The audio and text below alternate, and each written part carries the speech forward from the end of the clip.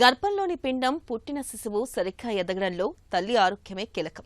గర్భధారణ సమయంలో తలెత్తే ఎలాంటి ఇన్ఫెక్షన్లు అయినా బిడ్డ మీదే విపరీతమైన ప్రభావం చూపే అవకాశం ఉంటుంది. అందులోనూ టార్చ్ అని పిలుచుకునే ఇన్ఫెక్షన్లు మరింత ప్రమాదకరం. Toxoplasmosis, HIV, syphilis, parvo, rubella, cytomegalo, herpes వంటి ఇన్ఫెక్షన్లకు సంక్షిప్త రూపమే టార్చ్. టార్చ్ ఇన్ఫెక్షన్లను ముందుగానే గుర్తించడం చాలా కీలకం.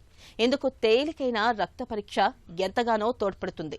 టార్చ్ పరీక్ష ప్రాధాన్యం గురించి ఇప్పుడు తెలుసుకుందాం.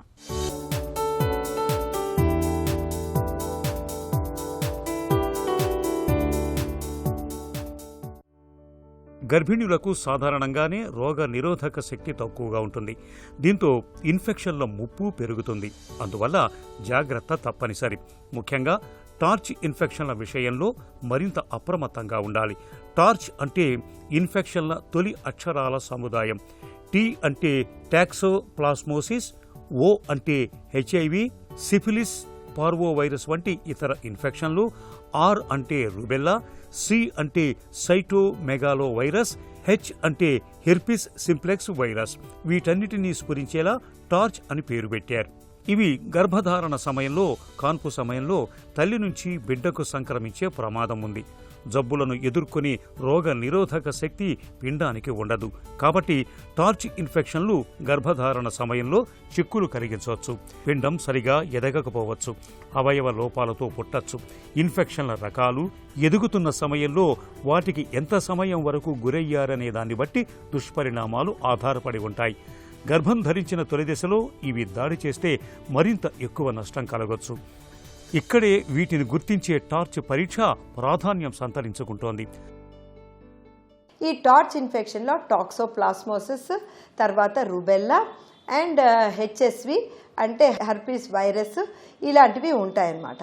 సో ఎప్పుడు కనుక ఈ టాక్సోప్లాస్మా ఉంది అనుకోండి, ఈ టాక్సోప్లాస్మా ఎక్కడి నుంచి వస్తుంది? ఈ యొక్క సిస్ ఉంటాయి.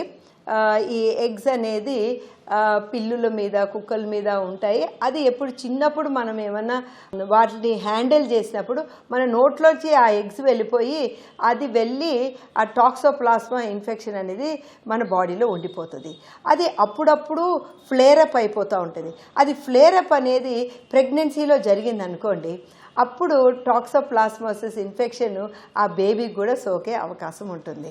ఈ టెస్ట్ అనేది టాక్సోప్లాస్మా ఐజీజీ, ఐజీఎం టెస్ట్ మనం చేస్తే మనకి తెలిసిపోతుంది. అలాంటప్పుడు మనకి కొన్ని ట్యాబ్లెట్స్ ఉంటాయి. స్పైరోమైసిన్ అనే ట్యాబ్లెట్స్ ఉంటుంది.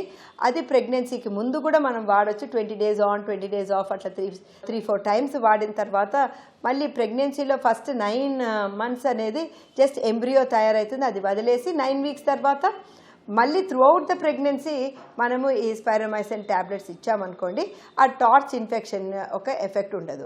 ఈ టార్చ్తో ఏమవుతుందంటే ఒక్కొక్కసారి బేబీ యొక్క మెదడు లోపల ప్రాబ్లమ్స్ ఉంటుంది. చిన్న చిన్న క్యాల్సిఫికేషన్స్ వస్తుంది. అంటే చిన్న కాల్షియం డెపోజిషన్ అవ్వచ్చు. బ్రెయిన్ లోపల వాటర్ ఎక్కువ అయ్యి హైడ్రోకెఫెలస్ రావచ్చు. సో ఇలాంటి ప్రాబ్లమ్స్, తర్వాత వాళ్ళకి క్యాట్రాక్ట్ ఇలాంటివి కూడా రావచ్చు. కనుక మనము టాక్సోప్లాస్మా టెస్ట్ చేసి అవసరమైతే వాళ్ళకి యాంటీబయాటిక్, దానికి స్పెసిఫిక్ మెడిసిన్ ఉంటుంది, అది ఇవ్వవలసిన అవసరం ఉంటుంది. తర్వాత ఈ రుబెల్లా అనేది ఒకసారి ప్రెగ్నెన్సీలో వచ్చేస్తే వాళ్ళకి హార్ట్ డిజీజ్, ఐ ప్రాబ్లము ఇలాంటివన్నీ రావచ్చు. కనుక వీలైనంత వరకు ప్రెగ్నెన్సీ రాకముందే వీళ్ళకి రుబెల్లా వ్యాక్సిన్ ఇవ్వవలసింది ఉంటుంది అన్నమాట. గర్భిణీ దశలో టార్చ్ ఇన్ఫెక్షన్లు సోకటానికి చాలా కారణాలే కనిపిస్తాయి. టాక్సోప్లాస్మోసిస్ అనేది పరాన్నజీవితో తలెత్తుతుంది.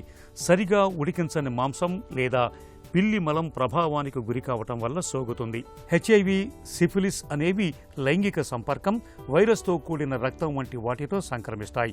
పెంపుడు జంతువుల నుంచి పార్వో వైరస్ సంక్రమిస్తూ ఉంటుంది. చిన్నప్పుడు MMR టీకా వేయించుకోని వారికి రుబెల్లా సోకే అవకాశం ఉంటుంది. తల్లి నుంచి బిడ్డకు కూడా రుబెల్లా సంక్రమించవచ్చు. సైటోమెగాలో అనేది హెర్పిస్ వైరస్. ఇది లాలాజలం, ఇతర శరీర స్రావాల ద్వారా వ్యాపిస్తుంది.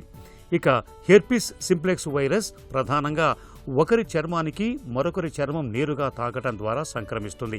ఈ ఇన్ఫెక్షన్లను అన్నిటినీ ఖచ్చితంగా గుర్తించడానికి టార్చ్ పరీక్ష బాగా ఉపయోగపడుతుంది. సైటోమెగలో వైరస్ అని చెప్పేసి ఇంకొక వైరస్ ఇన్ఫెక్షన్ ఉంటుంది.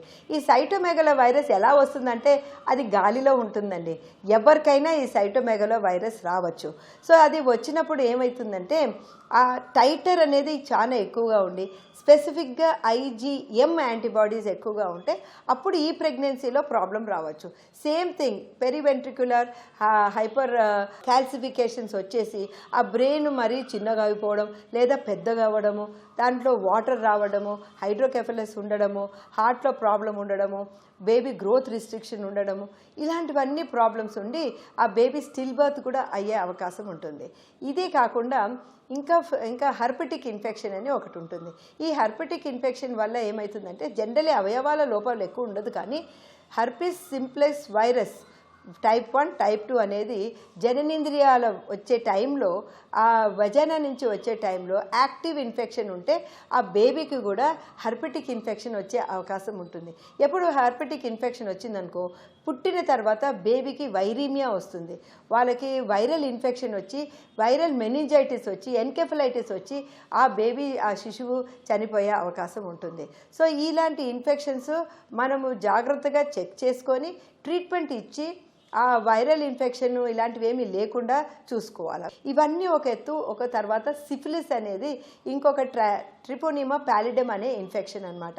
ఈ సిఫిలిస్ వల్ల primary syphilis, secondary syphilis, tertiary syphilis, వీటి వల్ల కూడా అబార్షన్స్ అవ్వచ్చు, స్టిల్ బర్త్ అవ్వచ్చు, అంటే కడుపులోనే బేబీ చనిపోవచ్చు, లేదా బేబీకి ఏమన్నా ఇన్ఫెక్షన్స్ అయ్యి వాళ్ళకి హార్ట్ ప్రాబ్లము ఇలాంటివన్నీ కూడా వచ్చే అవకాశం ఉంటుంది. ఇన్ఫెక్షన్ల బారిన పడ్డప్పుడు వాటిని ఎదుర్కోవటానికి శరీరం కొన్ని యాంటీబాడీలను సృష్టించుకుంటుంది. వీటిని గుర్తించటమే టార్చ్ పరీక్ష ప్రత్యేకత. గర్భిణీకి గాని పిండానికి గాని ఇన్ఫెక్షన్ల లక్షణాలుంటే ఈ పరీక్ష చేస్తారు. తల్లికి ఇటీవలే ఇన్ఫెక్షన్ సోకిందా, ఇంతకుముందు ఎప్పుడైనా సోకిందా, అసలు జబ్బే లేదా అనేవి ఇందులో తెలుస్తాయి. కాన్పు తర్వాత తల్లికి లేదా శిశువుకు ఇన్ఫెక్షన్ సోకినట్టు అనుమానించినప్పుడు ఈ పరీక్ష చేస్తారు. మామూలుగా గర్భిణీలకు చేసే అల్ట్రాసౌండ్ స్కాన్లో పిండానికి ఇన్ఫెక్షన్కు సంబంధించిన సూచికలు ఉన్నట్లయితే అనుమానిస్తారు. ఇక పిండం ఎదుగుదల సరిగా లేనప్పుడు స్కాన్ పరీక్ష చేసినప్పుడు కొన్నిసార్లు కడుపు భాగంలో ప్రకాశవంతమైన గీతల వంటి ఆకారాలు కనిపిస్తున్నప్పుడు పిండానికి ఇన్ఫెక్షన్ సోకిందని, అవి రుబెల్లా ఇన్ఫెక్షన్కు సంకేతం కావచ్చునని అనుమానించవచ్చు. పసిగుండెలో లోపాలు, పిండం ఉబ్బటం కూడా ఇన్ఫెక్షన్ల తాలూకు సంకేతాలే. కాన్పు తర్వాత కూడా పుట్టిన తర్వాత శిశువులో ఇన్ఫెక్షన్లకు సంబంధించిన లక్షణాలు కనిపిస్తే తల్లి బిడ్డ ఇద్దరికీ టార్చ్ పరీక్ష అవసరమవుతుంది. టాక్సోప్లాస్మోసిస్కి స్పైరోమైసిన్ అనే ట్యాబ్లెట్ ఉంటుందండి, అది ట్రీట్మెంట్ ఇస్తే సరిపోతుంది. రుబెల్లాకి జనరలీ ఏమి ట్రీట్మెంట్ లేదు, ఓన్లీ వ్యాక్సిన్ అది మనం ఇవ్వవలసిన అవసరం ఉంటుంది. తర్వాత హెర్పిస్కి ఏసైక్లోవీర్ అనే ట్యాబ్లెట్ ఉంటుంది, అది మనము ట్రీట్మెంట్ చేస్తే హెర్పెటిక్ ఇన్ఫెక్షన్ బాగా తగ్గిపోతుంది. మరి సైటోమెగలో వైరస్కి కూడా యాంటీవైరల్ ఇన్ఫెక్షన్ ఉంది, కానీ అది చాలా టాక్సిక్గా ఉంటుంది అనమాట తల్లి మీద బిడ్డ మీద. అందుకే జనరలీ అవి వాడరు, ఓన్లీ తను ఏసైక్లోవీర్ అన్న వాడతారు, లేదా ఈ టైటర్ బాగా తగ్గేంత వరకు IgG టైటర్ బాగా తగ్గిన తర్వాత మేము అడ్వైస్ చేస్తామన్నమాట. అప్పుడు మీరు ప్రెగ్నెన్సీ దాల్చొచ్చు అని చెప్పేసి చెప్తాం. అండ్ హెర్పెటిక్ ఇన్ఫెక్షన్ ఎవరికని హస్బెండ్కి వైఫ్కి వచ్చిందనుకోండి, హస్బెండ్ అండ్ వైఫ్ ఇద్దరు కూడా మెడిసిన్ తీసుకోవాల్సిన అవసరం ఉంటుందండి. ఎందుకంటే ఒకవేళ ఓన్లీ వైఫ్కి మనం ట్రీట్మెంట్ ఇచ్చామనుకోండి, అప్పుడు భర్త నుంచి మళ్ళీ వచ్చేది క్రిమికీటకాలు చాలా సూక్ష్మంగా ఉంటాయి కనుక మనకి కంటికి కనిపించదు. హస్బెండ్ అండ్ వైఫ్కి ఎప్పుడు కానీ herpetic infection husband and wife ఇద్దరికి కూడా మనం ట్రీట్మెంట్ చేస్తే మళ్ళీ వచ్చే అవకాశం ఉండదండి. గర్భిణీలందరికీ టార్చ్ పరీక్ష అవసరం లేదు, కాబట్టి దీన్ని ఎవరికి చేయాలనేది గుర్తించడం చాలా ముఖ్యం. గైనకాలజిస్ట్, పిండానికి చికిత్స చేసే నిపుణులు, మైక్రోబయాలజిస్టు కలిసి ఎవరికి పరీక్ష అవసరమో నిర్ణయిస్తారు. ఇప్పుడు ఆయా ఇన్ఫెక్షన్లను వేర్వేరుగా గుర్తించే PCR వంటి పరీక్షలు ఉన్నాయి. మైక్రోబయాలజిస్ట్ సలహా మేరకు వీటిని చేయాల్సి ఉంటుంది. ఇన్ఫెక్షన్ తొలి దశలో సూక్ష్మక్రిముల కల్చర్ లేదా యాంటీజెన్లను గుర్తించే పరీక్షలు అవసరం అవ్వచ్చు. టార్చ్ పరీక్ష ఫలితాలను పాజిటివ్ లేదా నెగిటివ్గా సూచిస్తారు. ఆయా సూక్ష్మక్రిములకు సంబంధించిన IgG, IgM యాంటీబాడీలు ఉన్నట్లయితే పాజిటివ్గా లేకపోతే నెగటివ్ ఫలితం కనిపిస్తుంది. ఒకసారి పరీక్ష చేశాక 2 వారాల తర్వాత మరోసారి పరీక్ష చేసి చూస్తారు. రెండో పరీక్షలో ఐజీజీ యాంటీబాడీ మోతాదులు పెరిగినట్లయితే ఇటీవల ఇన్ఫెక్షన్ బారిన పడినట్టు భావిస్తారు. ఒకవేళ రెండోసారి పరీక్షలో యాంటీబాడీల మోతాదులు పెరగకపోతే గర్భిణీకి గతంలో ఇన్ఫెక్షన్ వచ్చి ఉండవచ్చని, ఇప్పుడు దాన్ని ఎదుర్కోవటానికి రోగ నిరోధక శక్తిని సంతరించుకొని ఉండవచ్చని అనుకోవచ్చు.